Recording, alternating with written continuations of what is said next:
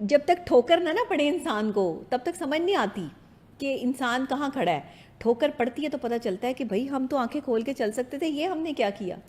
جب سب کچھ لٹا دی, جب وہ کہتے ہیں نا جب پچھتاوے کیا ہوت جب چڑیاں چگ گئی کھیت, بالکل تو صحیح. وہ مجھے یاد ہے کہ ہمارے بڑے جو ہے وہ یہ مثال دیا کرتے تھے کہ اس سے پہلے ہی فوکس کر لو اپنی چیزوں پہ اور اپنے معاملات پہ. یہ رشتہ بھی ایسا ہی بن گیا ہے کہ رشتے میں بعد میں سمجھ آتی ہے کہ آپ نے اپنے لیے کیا چوز کیا ہے. وہ شخص جو آپ نے اپنے ہم سفر کے لیے چوز کیا ہے, کیا آپ نے صحیح کیا یا غلط کیا. اچھا بہت بڑے بڑے ہم جیسے ہمارے نفسیات بھی جو ہے وہ دھوکہ کھا جاتے ہیں. آپ کو پتہ ہے انسان اتنی شاطر چیز ہے کہ آپ کے سامنے اس کا رنگ کچھ اور ہے, اپنے رشتہ داروں کے سامنے اس کا رنگ کچھ اور ہے, دنیا کے سامنے اس کا رنگ کچھ اور ہے, اور وہ اندر سے کچھ اور ہے. ایک بیوی جان سکتی ہے, 3 کریکٹرز, ایک بیوی جان سکتی ہے کہ مرد کا کردار کیا ہے, اور ایک مرد جان سکتا ہے کہ ایک عورت کا کردار کیا ہے. عورتیں تو ویسے بھی میں سمجھتی ہوں کہ اپنے کردار پر اگر کام کریں تو وہ گھر تک محدود رہتی ہیں.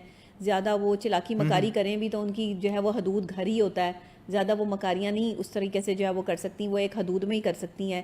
لیکن مرد اگر مکاری کرنے پہ آ جائے, جھوٹ بولنے پہ آ جائے اور دھوکہ دینے پر آ جائے تو اس کی مکاری کی کوئی حد نہیں ہے. وہ پھر حدیں پار کرتا ہوا گھر کی دہلیز تک نہیں, گھر کی حدود تک نہیں, وہ باہر پھر ہر جگہ پر جو ہے وہ یہ حدود کراس کرتا ہے, جس کی وجہ سے آپ کسی اچھے انسان کو اپنی زندگی میں شامل نہیں کر پا رہے.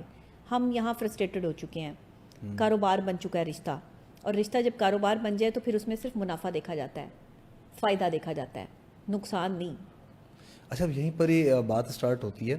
اب یہ جو رشتے ہیں محبت سے نبھائے جاتے تھے, نبھائے جاتے ہوں گے, شاید کوئی اکا دکا کوئی مثال ہمارے سامنے ہو, لیکن اب تو صرف ہے کہ یہ محض بینک بیلنس اور گاڑی کی حد تک ہی اس کا محور